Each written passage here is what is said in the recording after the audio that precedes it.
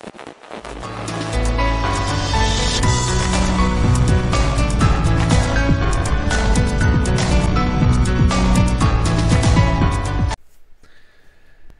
right, what's going on, boys and girls? I'm going to try not to rant and rave on this video. This is a video specifically related to gaming. Now, some people will like this, some people will not. I am of a different caliber and opinion on what I'm going to be talking about. Let's talk storefronts. But first, I want to talk about gaming industry as a whole. I've never met an industry where the consumer is as hostile to the creators as the creators are to the consumer. What do I mean by that? To me, gamers bitch, whine, moan, and complain about some of the stupidest fucking shit possible. However, there are valid criticisms that gamers do have against game companies and people in the industry, but any time those criticisms are brought to the forefront by customers, gamers, consumers, whatever you want to call them, or us, they are immediately shut down, told they're being whiny and fucking entitled. Why? Because here's the thing. They want two things: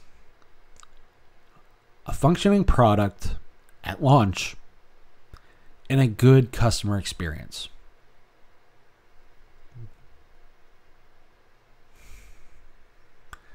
That's all that's required. So my question becomes, when those concerns and those criticisms that are valid are brought to the forefront, how is it that gaming industry and gaming industry insiders, and I know a good chunk of gaming industry people, and I like a lot of them, but this shit annoys the fuck out of me. How in the blue hell can you sit there and say, oh, they're whining and entitled, and then, oh, your opinion doesn't matter, or there's always the straw man arguments. You know, I got into a Twitter exchange with somebody and said, oh, well, there's 200 million people playing Fortnite that doesn't give a shit about, you know, Epic Store not having all these fucking features that Steam or all these other clients do. Are you speaking directly to every single of those 200 million people? No. So fuck off. That's your take on it, you motherfucking dumbass.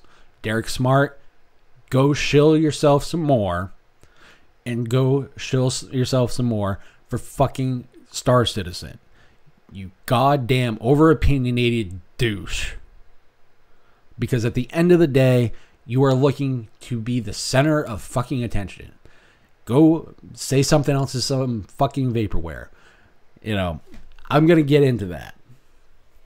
So, my criticism is leveled at the gamers. Death threats and all the other stupid shit that gamers do is fucking dumb. Doxing, all the other crap you guys do. Stop the fucking nonsense. You hurt your case more than you fucking help with that dumb ass shit. Gaming industry. Here's the thing.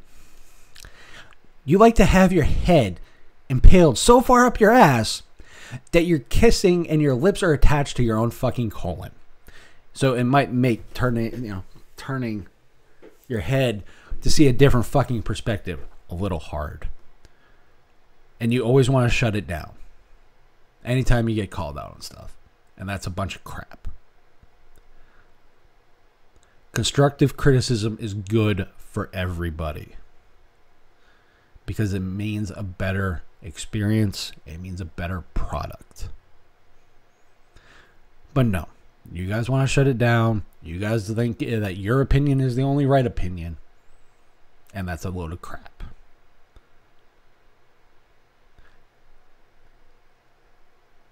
So, with that said, let me get into my take on this whole Epic and Valve and fucking all these other stores and all this other bullshit that goes on in the gaming industry currently. Valve, fix your half-baked shit. Review bombing is hurting developers. Your algorithm is hurting developers for discoverability.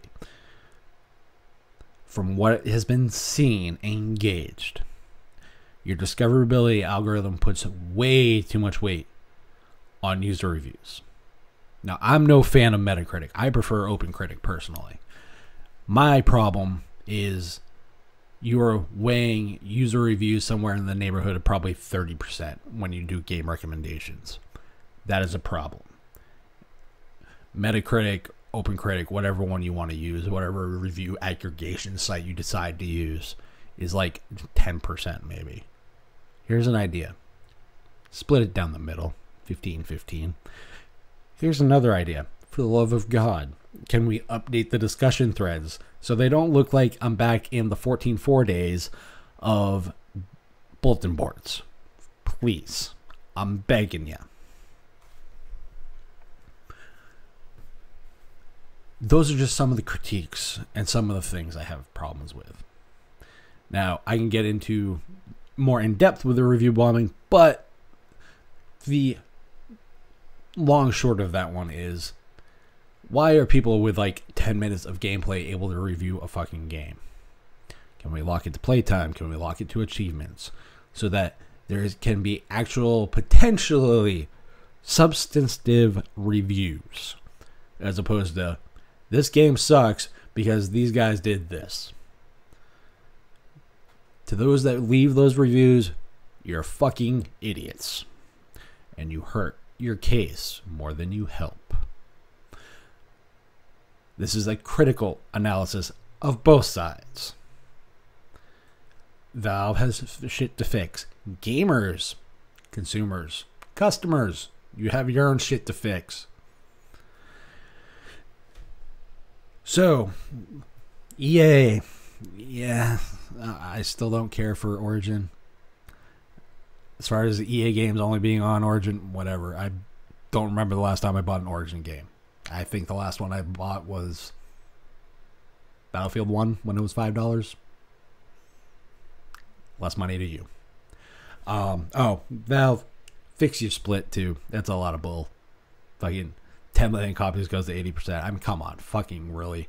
How about you actually give a shit as a platform holder about the people on your platform? You would be seeing a lot less people jumping ship even if you went to 80-20. Be different. You're the market leader. Lead. Now, you play, Ubisoft. For the love of God, your connection for Ubisoft. Oh God, your connections, fix them. Like your internal shit for Uplay is abysmal. So let me get to Epic. Epic. I'm going to ask you one question. And this is going to be a long, roundabout way of asking. Why is it a company that is 1/10 your size, 1/10 your potential capital, definitely not worth $15 billion that you fucking are, is able to put out a client that is A, optional, B, able to almost have feature parity with the market leader, and be fairly young? What client is this? I'm talking GOG Galaxy. Now, Galaxy has a few of its own shortcomings. Namely, it does not support Linux, and there are a few other issues with it. But out of all the other options available, Galaxy is the least annoying, the least likely to piss a consumer off. So please, do inform me. Why? Why, for the love of God, with all your resources, with all your ability to hire people, networking engineers, and fucking, web devs, and everything else to build a halfway decent, you fucking build an Electron for all I give a shit. A halfway decent launcher with a storefront. You want to curate, you want to buy third-party shit, I don't care. What I care about is the fact that you want to be a market leader, and the only way you can do that to be different is buy exclusives. Here's a better idea. How about You take the 12 years of history that the market leader has, a lot of the half-baked features that the market leader has, and actually implement them so they're not half-baked. And then add your differentiators. Add the things that make you different. Your 88-12 split, that kind of crap. That is how you make a difference. You preach open, but you buy exclusives. Now I'm going to ask a dev a question, and this is going to... Steam is a 70-30 split. GOG, probably the same. Generically, it's a 7-30 split across the board for most other stores. Now, there's two ways to look at this. You can gain 18% by going to Epic. Who doesn't want more money? But you also lose 52% by exclusively going to Epic. Because if you take the 18% out, how do you want to do that? Personally, for me, I would want the bigger number, which would be the fucking 52%. And Steam does have its problems, and Steam does have shit to fix. Valve has shit to fix on Steam. But at the end of the day, developers are really just, and publishers, you're limiting your market. And personally to me, why would the fuck would you do that? Is there a downside guarantee of X amount of money back? You know, there's this weird thing in the gaming industry that it's not, and that's called transparent.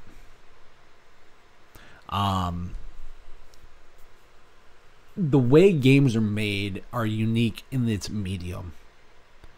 The audience is very involved in the making process. They potentially help shape games and the way games are made. Not always. You know, they might be considered, but they're not always used, and that's fine because it's a creative process.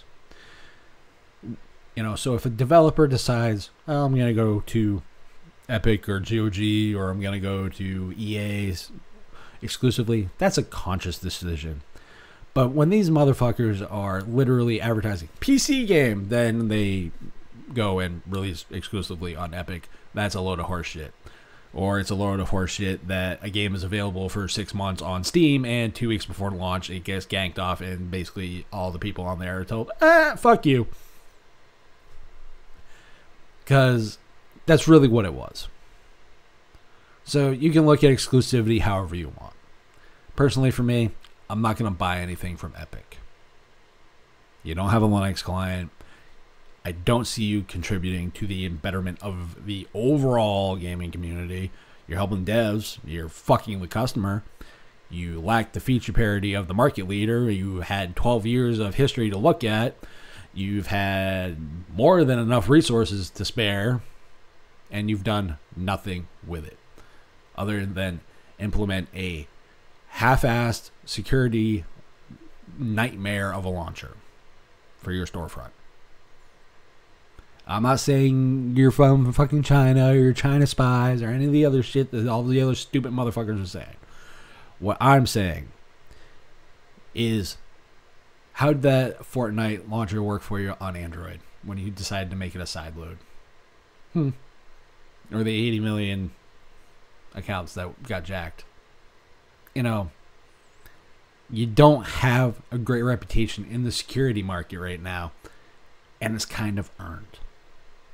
These are all valid criticisms and critiques of Epic, its game store. There are criticisms and critiques across the board for every fucking game store. But at the end of the day, the gaming industry is going to keep its head up its own ass like a fucking ostrich. Wants to kiss its fucking colon, keep its lips attached there, not see constructive criticism, bury its head in the sand, call it whatever you want. And it will go about its business of fucking the consumer again and again. And the consumer will continue to be a dumbass in how they voice it. Instead of reacting in some stupid, idiotic way maybe be proactive with your frustrations. So at the end of the day, Epic, your launcher, your store, I don't care if it succeeds or fails. Honestly, I think for me personally, I think Valve has done more work to help PC gaming maintain and expand and to become where it is now. I think your revenue share is better for developers, and it's about time that's been looked at.